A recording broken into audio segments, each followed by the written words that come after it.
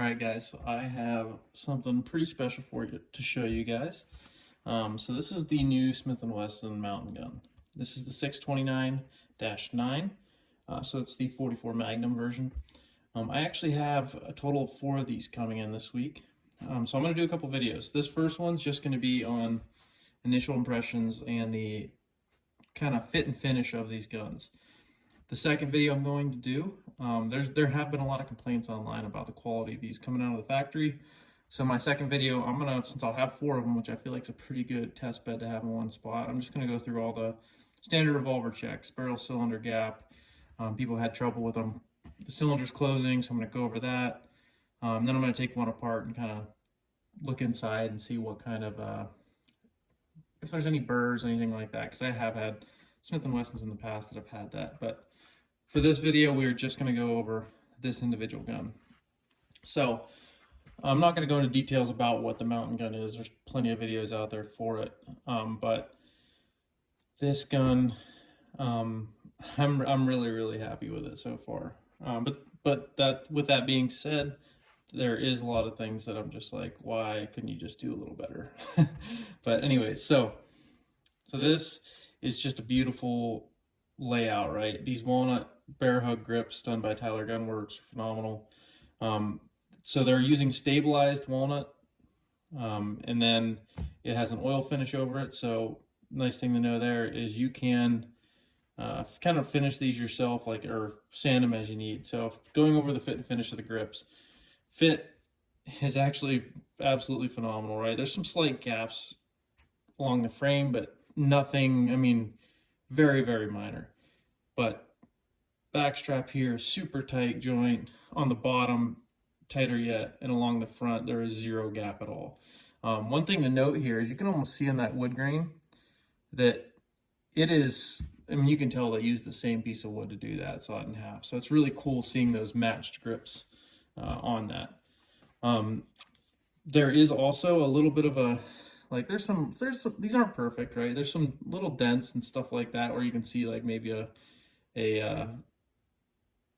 like taking it out of a jig or something like that. It got dented up, but again, you can, if you want to, you can sand it out. If not, it's not a big deal. It's not like a game changer there. I'm a stock maker, so I look at these types of things and I notice them because I've just looked at a lot of wood like that. So most people probably wouldn't notice that. But anyways, these grips are phenomenal. Like I said, I'm getting 4 of them in. I have 2 of them in so far, and both of them, the grips are great as far as grain and like just overall beauty. Okay, so now to the steel and the actual fit of the revolver. This one was a little hard to close at first. It would kind of bind up right here, and it would almost like flex and twist, and what the cause is this lock up front here. It just, I don't know if there's a burr or something, but eventually wore smooth on this one. Something that kind of bothers me a little bit is, let me get something to point to. So on this frame side plate fit, there is a very noticeable dent where it almost looks like somebody was prying something to install a part or whatever. That it's like, it's annoying because like that's so preventable, but just do better, Smith & Wesson. Next, and I actually pulled it off on this one, but the other one has the same exact thing. Where the barrel was torqued on, there was like peeled away metal from the frame where it kind of like, just to get that little bit of extra timing, it was a tight fit and it just kind of smeared that metal away. I mean, with a little metal pick, I was able to just flick that chip off. Again, it's one of those things like, just if you notice that, you should be able to notice that at the factory and get rid of that. That shouldn't be the user taking care of that. With another part where there's a lot of burrs, and this is why I really want to get inside one of these to do a check, is right here where your hand engages on the cylinder. I mean, rubbing my finger over it, it is sharp. And you can actually kind of feel those burrs with like a metal pick. If you rub it, it'll get caught on that edge. So that can't be doing good for it, you know. So I'm gonna take a look at that kind of stuff as well. But The polish on the metal is great. I saw no issues there. Didn't see any kind of like nicks or dents from handling. Oh yeah, here's another one of my little pet peeves with this.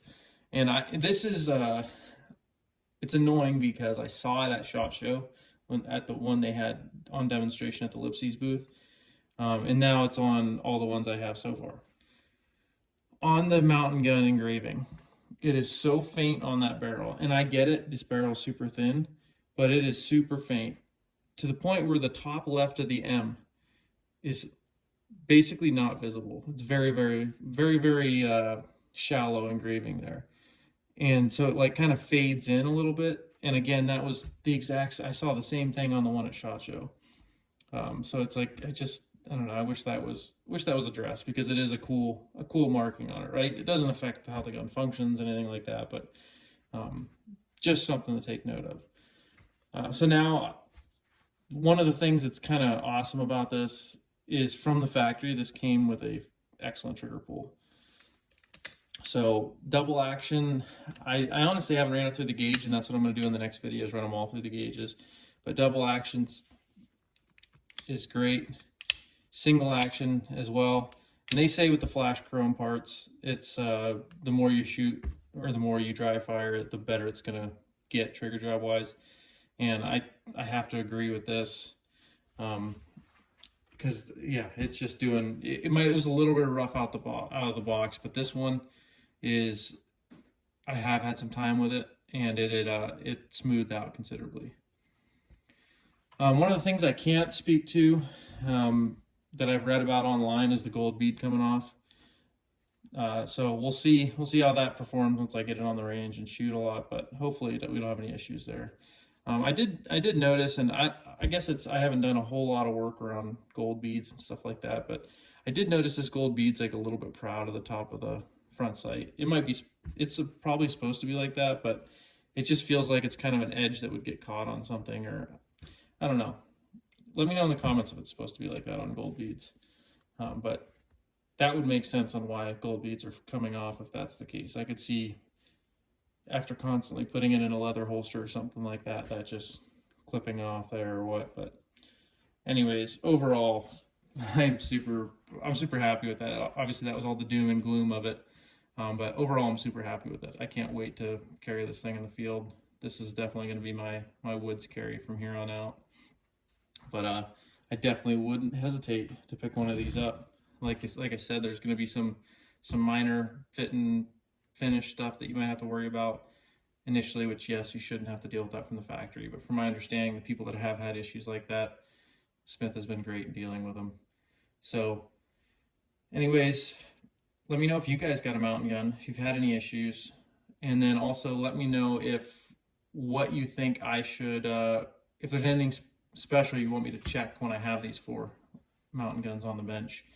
So a few of the things that I am going to go over when I have all 4 of them in, barrel cylinder alignment I got the Brownells range rod master kit. Then I'm also going to be barrel cylinder gap, end shake, all that kind of stuff. That I'll do trigger pulls on all of them, and I'll kind of make up a chart and kind of show you what I find with averages, and as well as just overall fit and finish. So I'm kind of looking forward to seeing that, because I've heard a lot of, or not, obviously negative reviews get a lot more attention than the positive ones, but I've seen some fit and finish stuff, so we will see. Yeah, hopefully that video will probably come out in a couple weeks. We'll see. But yeah, let me know, guys. Appreciate you watching the video. Thanks.